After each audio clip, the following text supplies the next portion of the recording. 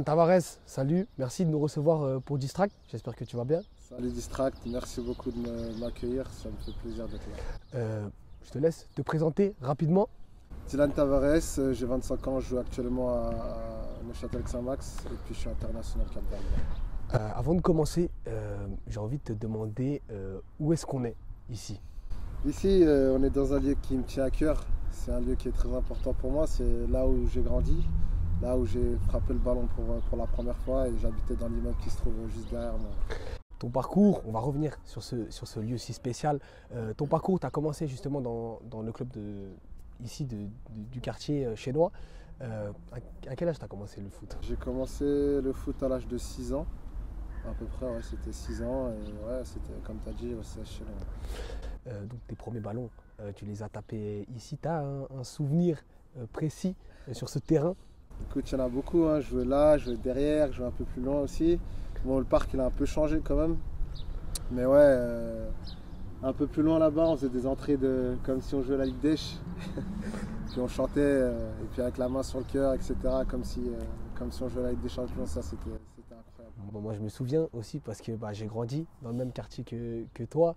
On a quelques années de différence, mais je me souviens très bien qu'on jouait ensemble. Moi j'étais au goal et c'est des bons souvenirs, c'est des bons souvenirs. Donc toi, tu m'as dit, tu as fait tes débuts à Chénois. Et ensuite, tu es parti dans ton adolescence à Carouge, c'est ça? Team Genève à l'époque, en moins de 17, j'avais 16 ans. Je suis parti à peu près à cette période-là, c'était l'hiver. J'avais fait une première partie en B Inter. Et puis je cherchais un nouveau défi et puis je les ai appelés. Ils cherchaient un latéral gauche de base. Moi je me suis présenté en tant qu'ailier gauche. C'est à ce moment-là que j'ai basculé derrière. Au début ils me disent que voilà, je viens d'un niveau qui est assez faible, ils ne veulent pas forcément me prendre à l'essai et tout. Finalement ça passe et puis ça se passe bien. Donc après je rentre un peu dans le circuit comme ça. Donc voilà, tu es rentré quand même dans ce circuit comme tu dis assez tard, 16-17 ans. Ouais. Moi j'avais le souvenir que dans cette période-là, moi j'étais à l'ECG, à l'époque toi aussi.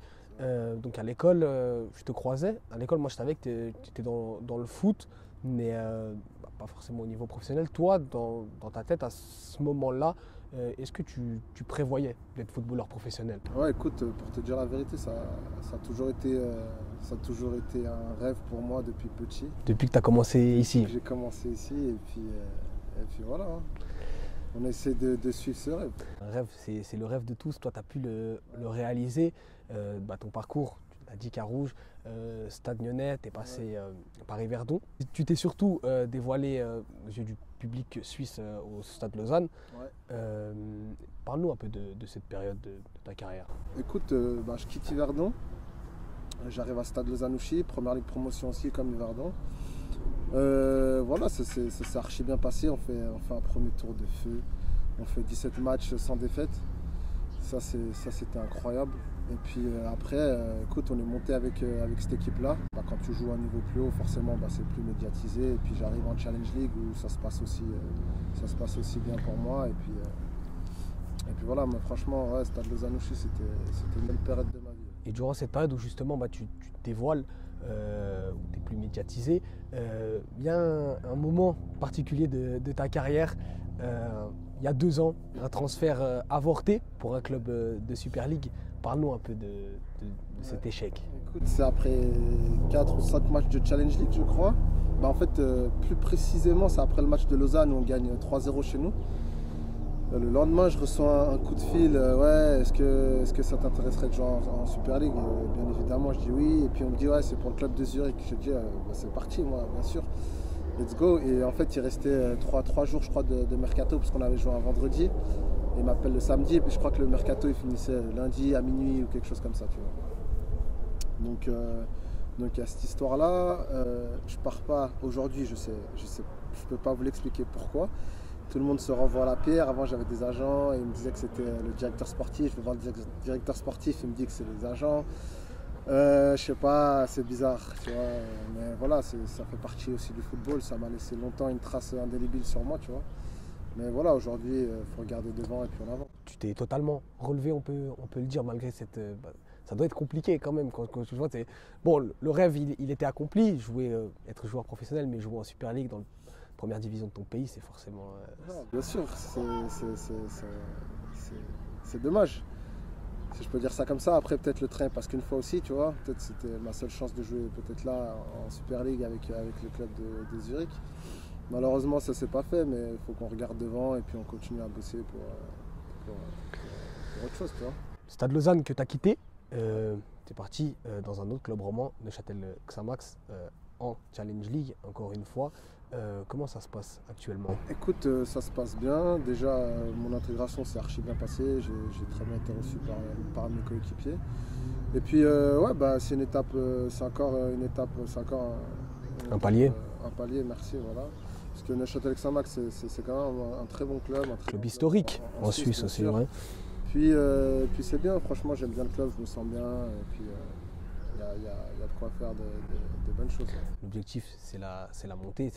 Le club, c'était son objectif principal, pas directement, mais à moyen terme. Toi, tu penses que c'est quelque chose qui est possible sur les prochaines saisons à venir? Oui, en tout cas, j'espère pour Neuchâtel Xamax qui vont retrouver leur place en Super League. Moi, j'essaie d'amener ma pierre à l'édifice aussi pour faire monter le club.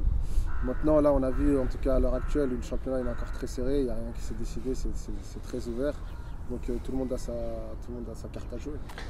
On a parlé, ton parcours, tu l'as dit en début d'interview, tu es international capverdien, tu as joué la CAN il y a à peine un mois. C'est les choses qu'on est obligé de parler. Déjà, avant de parler de la CAN, tu as fait tes débuts pour les qualifications de la Coupe du Monde. C'est le rêve de chacun de devenir joueur professionnel, mais par-dessus tout aussi, c'est de représenter son pays. Qu'est-ce que toi, ça te fait lorsque tu reçois ta convocation et que tu mets ce maillot pour la première fois? Écoute, c'est des sentiments qui sont très forts. C'est l'accomplissement de énormément de travail, énormément de sacrifices, tu vois. Parce que ça fait un petit moment que je visais aussi la sélection personnellement. Ça me tenait vraiment à cœur de jouer pour la terre de mes parents et qui est aussi ma terre, tu vois. Même si je ne suis pas né là-bas, je suis né ici, mais je suis beaucoup attaché à mon pays. Et puis, non, franchement, quand j'enfile le maillot, c'est une émotion indescriptible, tu vois. C'est quelque chose de très très fort. Ouais. Je m'imagine, moi j'ai joué au foot, j'étais gardien. Ici, sur ce terrain, j'ai commencé. Et puis, moi, c'était un rêve. Bon, ça s'est arrêté plus tôt que prévu, comme beaucoup de gens qui ont joué ici. Mais bon, mine de rien, il y a pas mal de joueurs de ce quartier qui sont, enfin, de personnes de ce quartier qui sont professionnels aujourd'hui. Mais bon, moi, je m'imagine en fait, juste le fait de représenter son pays, de voir des millions de personnes qui te regardent, ça doit être un sentiment c'est ouf. incroyable, c'est un sentiment que je peux pas expliquer. Il y a des gens, pour la petite anecdote, qui appelaient pas mes parents depuis 10 ans, et ils me voyaient dans la sélection, ils appelaient mes parents, et puis là, aujourd'hui, on en rigole avec mes parents, tu vois. Mais ouais, franchement, ce qui est fort, en fait, c'est que ça rassemble énormément, tu vois. Avec cette sélection, j'imagine que ton image, elle a énormément changé. Enfin, tu l'as dit quand même, la Challenge League, c'est plus médiatisé que les autres championnats, mais ça reste pas comme la Super League ou comme un autre gros championnat. Mais je pense que la sélection, ça a quand même eu un impact sur la vision des gens à ton égard. Bien sûr, déjà, vis-à-vis de ma famille, tu vois. Ça a beaucoup changé, et puis moi, ça me fait archi plaisir, bien sûr. Et puis, ouais, non, c'est sûr que mon image, elle a changé aussi.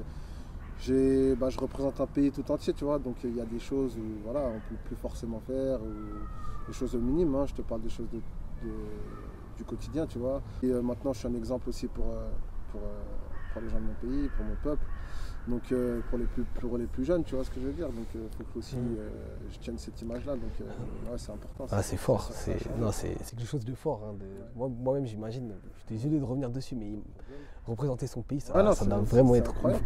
Et encore plus pendant la CAN. Ouais. Pendant la CAN, toi, quand tu étais installé dans le groupe, toi, quand tu apprends la qualification, toi, quand tu apprends ta convocation, pour toi, c'était quelque chose qui était déjà acquis ou tu as toujours un stress, je pense? Bien sûr, il est toujours permanent parce qu'il n'y a jamais rien qui est sûr, tu vois. Donc voilà, on attend la liste avec impatience. Une fois qu'on est dedans, voilà, on est soulagé, c'est une première étape. Mais après, tu connais, on est des footballeurs, on est des compétiteurs et nous, ce qu'on veut, c'est être sur le terrain. Donc après, il y a encore cette autre étape-là, être sur le terrain. Et puis voilà, mais déjà, quand j'étais dans la liste, j'étais déjà super content.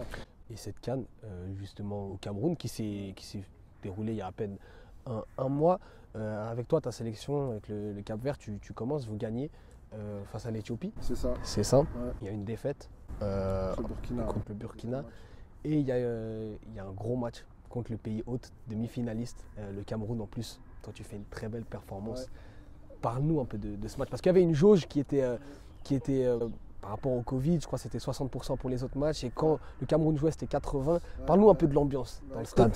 C'était une ambiance comme j'ai jamais connue, évidemment. C'était incroyable. Moi, c'est le match vraiment qui m'a marqué de la CAN. C'était celui-là. Si je dois retenir un match, malheureusement, celui des huitièmes de finale aussi, il était bien parce que voilà, on affronte le Sénégal. Mais le Cameroun, ouais, franchement, c'était incroyable pour moi.